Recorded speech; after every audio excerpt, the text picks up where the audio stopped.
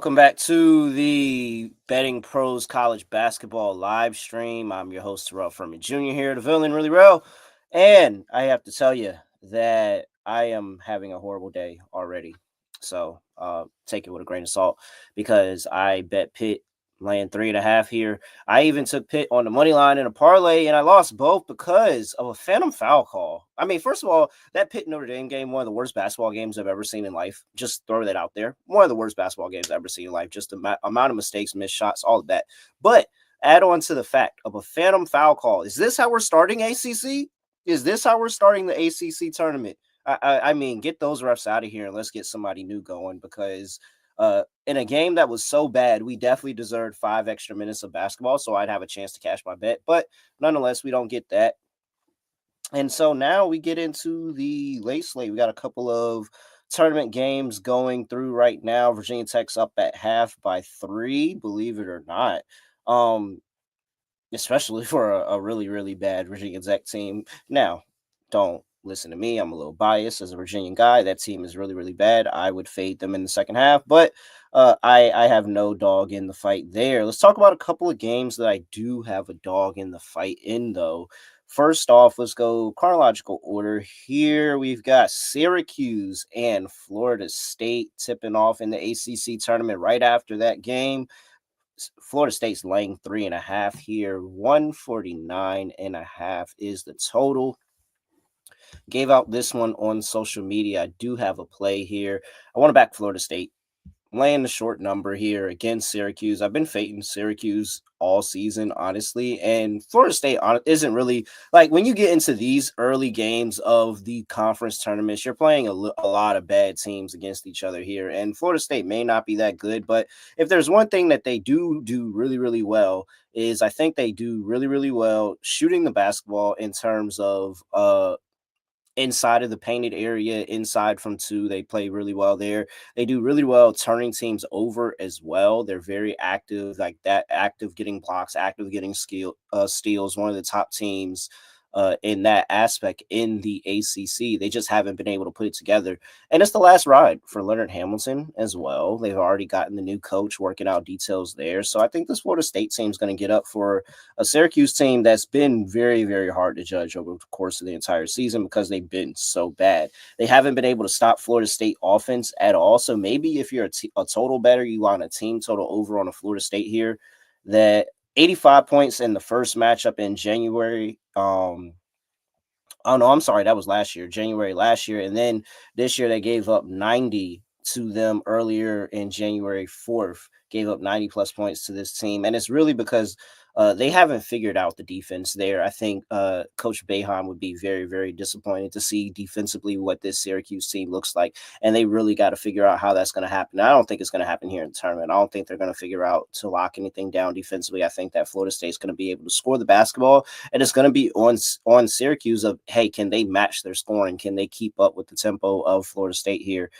Yeah, I like Florida State to get it done. I'm laying a short number, 3.5. I just think Syracuse is a completely unreal basketball team. Now, grain of salt, because I thought Notre Dame was a very unreal basketball team that was coming off quadruple overtime, and they were able to get it done. So I took a Florida State play there. Let's keep going here on the slate. Another game I'm interested in that I want parts in is that Kansas State and Arizona State game over there in the Big 12 tournament. Now, also, we probably should pull up some futures and look at what the futures market.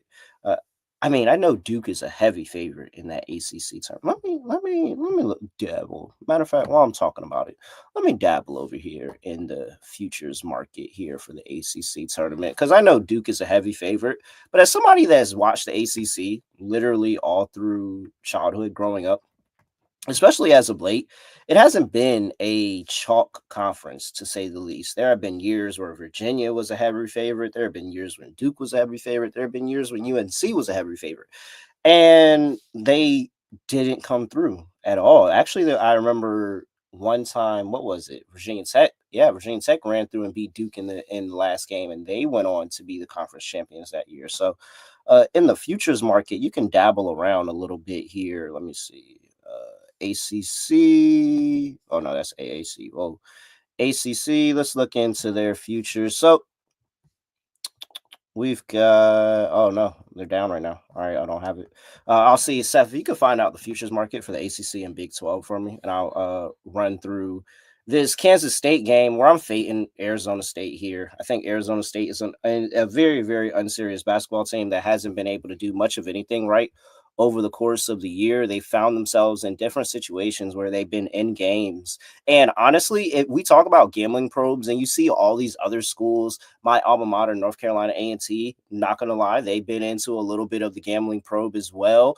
And I wouldn't be surprised if Arizona State is on that list. I really, really wouldn't, because if you watch Arizona State games, if you bet on them mistakenly, like I have in the past, there's a lot of times where they are in this game all the way until about the last 5 to 8 minutes of the game, and then they just completely punt it away, give up any chance of a cover, and it's completely over. Whereas I like Jerome Tang, and I like this Kansas State team, and I think that this is a team that you look at and you say, hey, they can pick it up and make a little bit of a run in a Big 12 tournament here. I think they're going to dominate Arizona State here.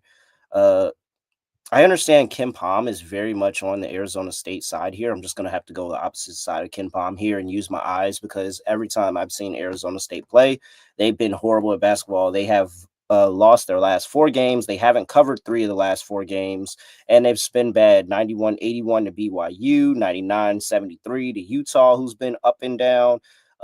Destroyed by Texas Tech, 85-57.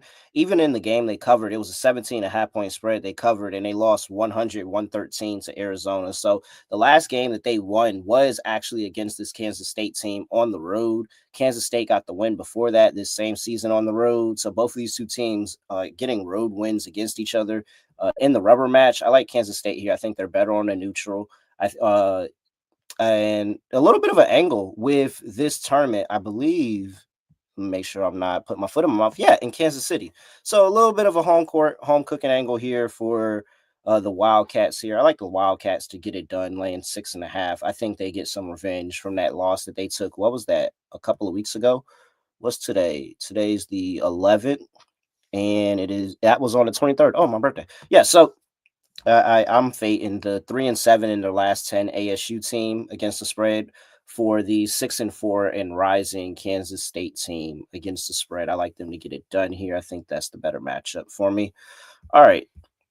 Let's see here. Okay, let's get back to the ACC futures. We got Duke currently listed minus 325. Jesus Christ. Yeah, you can't lay minus 325 in the ACC.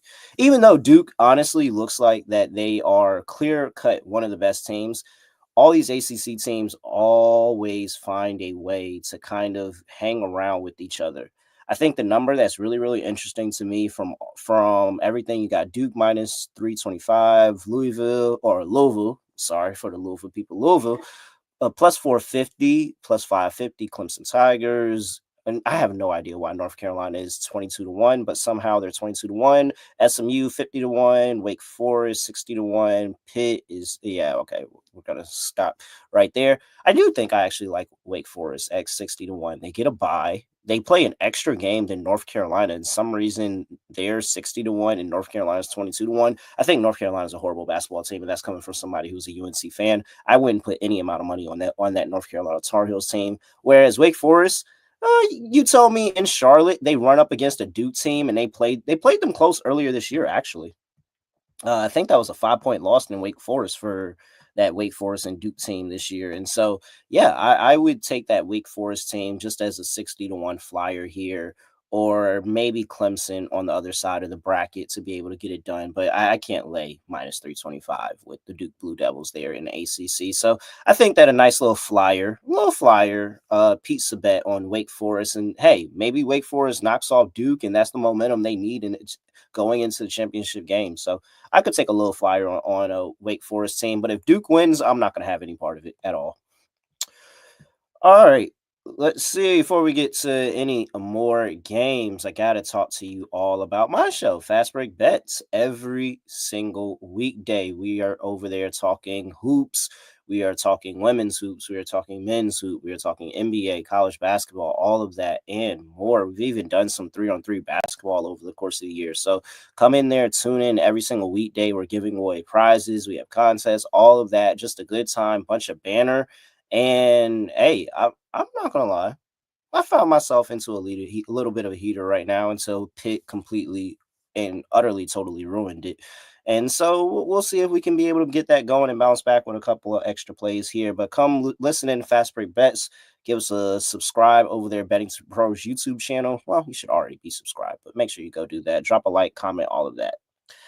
All right, let's get to another game. Let's keep going down. Let's look down the slate. Seven, yeah, still staying at 7 o'clock hour because we've got Vermont going up against Maine over there in the American semifinal. We got Vermont laying 5 here. Total sitting there at 123.5. This is basically Vermont owning Maine. They've dominated the head-to-head matchup over the past couple of years. And I think if you are really, really deep into the college basketball leagues, you know that this Vermont team is a very, very, very good team that's just had a good program, and they've kept it growing and growing and growing over the year, dominating this conference. And so, Christian, what's up? How you doing? And so we've got a short number here, laying 5. I'm very, very questionable of this Maine team that hasn't looked good. They're 2-8 in their last 10 games against the spread, and that's including just playing this UMass Lowell team back to back and winning both of those games. And I think US Lowell is actually a pretty all right basketball team. So they won both of those games, and yet they're still 2-8 against the spread over their last 10. Really haven't been playing good basketball. Vermont is started to heat up after a slower start to their season. Normally, Vermont starts off a lot really, really red hot. And so they start off a little bit slower this year, but now they're 9-1 in their last 10 games against the spread. I think that they continue to get it done here. This is the semifinal in a conference that they've dominated. And I've won a lot of money just blindly backing this Vermont team in conference. Always been looking to play them. Not really sold on Maine this year. I think this was a good year for them, but I think Vermont separates yet again. I'm gonna play one of my favorite teams to bet, Vermont, to be able to cover 4.5 here. Let's see what else here. I didn't add Robert Morris as a play, but I do think the 1 seed Robert Morris is going to get the win here in the Horizon League final and move on to the championship. I mean, not championship, but move on to the NCAA tournament. So that's one game that I'm watching. That Horizon League is tipping off in Indianapolis this tonight. They're going up against what's that, Youngstown State. Yeah, I think Robert Moore should be able to get that done. Just a little bit of an extra play there. Let's see what else. Anything else in the 7 o'clock hour we got? No. All right, let's move on to yeah, man. Matt. Hey, so look, Matt is out frolicking at the SEC tournament. So all of you all should go give Matt a whole bunch of crap and just say, hey, man, you decided to take the day off to go hang out over there with Dave Sharapan in the SEC tournament. Yeah. So Matt's over there at the SEC tournament, having a ball, having a blast, getting ready to see some really, really good hoops there. And I'm here. I'm here with you, and we're here breaking down games, and we're talking. And I got one more for you over there in the SWAC. FAMU going up against Prairie View A&M. I'm going to take FAMU here, laying 6.5 here. Prairie View's been a very, very bad team overall in college basketball, but definitely in conference against the SWAC. I think they're like one of the last place in like any statistic that you can think of for this Prairie View team. They're like one of the last place teams over the entire conference. This Florida A&M team has been really, really good, and this is a year that they've had a lot of confidence in basketball that they have not had in years past. But you go in your last 2 games, you lose to Southern, who is one of the top teams in the conference, and you lose that game by 3, and then you lose a 1-point game to Bethune-Cookman, your heated rival who you've not been able to beat. I don't think they've beaten Bethune-Cookman in the last 5 games, and I think it might be more than that, actually. I got to go back and look that up. But they haven't beaten Bethune-Cookman in basketball in a really, really long time. I can tell you they haven't been consistent against them in football either. There's been a one-sided rivalry here with Bethune-Cookman and FAMU. Don't let any FAMU people hear that because they'll try to convince you that it hasn't, but it really, really has for the most part. And so that's why I think that they're in for a really, really good bounce back spot here, going up against one of the last place teams in the league. First game of the tournament. I think this is the year that they think they can make a run and finally win the SWAC tournament and being able to represent Florida A&M. They haven't been able to get it done since joining, and I think this is really setting them up. They've been shooting the ball lights out, 54% in conference. Really, really good. That's first place for all teams in the conference. They're shooting the ball from three at 35%. That is second place of all teams in conference. So really, really good stuff there in terms of offense. And I just don't know how Prairie View is going to be able to match that. I think that they may have their moments. They may be able to go on a run here or there. Prairie View does do a really, really good job of not turning the ball over. But I just don't know where the scoring is going to come when you get into that half-court defense of FAMU and trying to score the basketball. They've been really, really good at limiting teams to scoring. So, yeah, I think FAMU is going to run away with this one. It's going to be a rather defensive matchup for them. Not a lot of scoring on the Prairie View side, and we get a cover. Uh, Looking at FAMU, when they are a favorite this season, they are a perfect 5-0 ATS. Anytime they've been favored in a game, they have been able to cover that game and get the win outright. So I like them to go ahead and do what they always do, beat up on a bad team. FAMU to get the cover here, laying 6.5 against Prairie View. All right. Let's see. What else do we have here on the slate? I could sell myself on that Western Kentucky Hilltoppers team just destroying Florida International. I didn't have that as a play, but it was very, very close to getting bet. It still might get bet later in the day. I could really sell myself. I am interested in Florida, not Florida, but in Western Kentucky this year. So I think they get that done. Let's talk about the big game. I don't have an official play on this one, but sure, let's talk about it. We got the WCC final here. Gonzaga versus St. Mary's. St. Mary's is catching 3.5 here. Open up at 2.5, over to 3.5.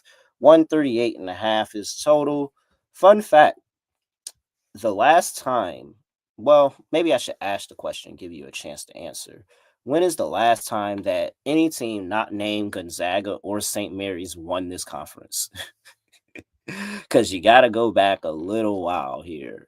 You're going back all the way until 3, 2, 1. I hope you said your guess to yourself because I'm about to say the right answer. 2008, that San Diego team got the win against Gonzaga in the championship game, 69-62. That is the last time that you've had to go and see Gonzaga not win this.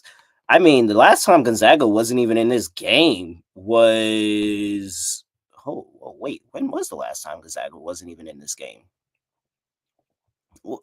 Has Gonzaga always been in the final of the WCC? Oh, no. You got to go all the way back to 1997. 1997, St. Mary's in San Francisco. That is the last time Gonzaga was not even in the game. With that being said, hey, shout out to Phil, who's got the future on St. Mary's. I mean, it could happen. I think that's why I didn't bet the game, because I could see St. Mary's getting up for the spot. They've been competitive against Gonzaga all year, but I could also just see Gonzaga doing Gonzaga things and beating them in the tournament, especially after they lost last year. Like, how many of these times has Gonzaga lost back-to-back years? Let's see. Gonzaga has not lost back-to-back years in this tournament since, you got to go back to that span, 1996, 1997. Now, I understand that the level of competition is not as big as Gonzaga as opposed to everybody else, but that's just a good program. They haven't lost this conference back-to-back years since 1997, 1998. It's really, really hard for me to fade that year. So I chose to stay away. I would like to see St. Mary's knock off Gonzaga again. They've beaten them twice this season, 62-58 at home. And then they got the win on the road as a 6.5-point dog, 74-67. There's a part of me that says there's a very, very good chance that St. Mary's is just clearly better than Gonzaga this year, and they get the win again. I couldn't bring myself to do it, so I didn't add that as a play. But I understand anybody that's on either side of this game. I think I'll just be a spectator for this one. Wouldn't be surprised if this actually goes under 138.5, though, because this is a pretty competitive game, and I think both of these two teams are going to really, really lock down defensively. Third time meeting Gonzaga, desperate for a win here. I think that the defense, normally Gonzaga games tend to like to go over, but I think the defense could be really, really heavy in this one, and I could see an under coming in. So, all right. Let's see here. Let's talk about UCF playing Utah in the Big 12. This is a later game, 9:30. Didn't get this. This didn't add to my card either. I am, and the reason is honestly biased. I think it's personally biased because I like this UCF team. Watching the UCF play over the year, even though they've lost in spots that have made me want to rip every single hair out of my head, like the TCU game, because TCU was really, really bad at basketball, but they lost the TCU game. And losing that West Virginia game at the end of the year was really, really frustrating as well. I was on them as a dog there. I thought West Virginia was a bad team. They didn't come up big in that spot. They did cover that game though. I I'm on UCF. They're 3-7 in their last 10 games, ATS, which isn't good, and that's probably the reason why I didn't bet it. Utah's been really solid over the course of the entire season. Up and down team, probably two teams that you probably shouldn't look to get any action in. But UCF did get the win 76-72 earlier this year at UCF. I remember betting that game, and I remember getting out of there off the skin of my teeth with a cover on that one. So I'm still kind of on this UCF team, but I could see revenge for Utah coming here in the Big 12 tournament as well. I stayed away from this one, but uh my lean would probably be to the UCF squad, but that's also a good portion of bias there. All right. Let's see here. Let's talk about before I go and do some recap of what I am betting today. Let's talk about the Daily Juice, Matt Perrault. I mean, you should already be locked into the Daily Juice if you're not. I don't know why you're not.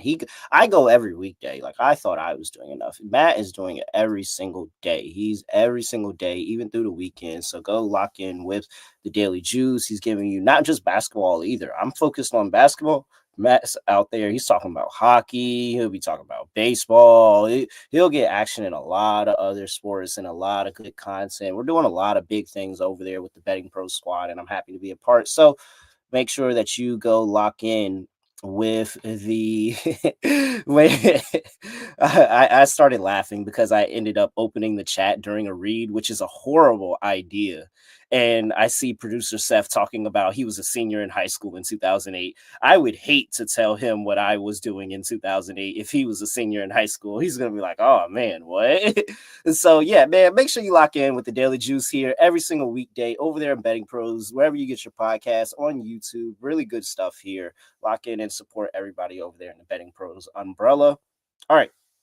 Let's get into a recap of some of the plays going on here. I do have FAMU laying 6.5, along with Florida State laying 3.5 here, playing two Florida teams here. What can go wrong? I like Vermont all the way up east, laying 5.5 here against that Maine squad. Don't think that they're going to be able to get it done. But I do also like Kansas State here, laying 5.5. And so a lot of favorites. I understand. That looks really, really chalky as I look at it.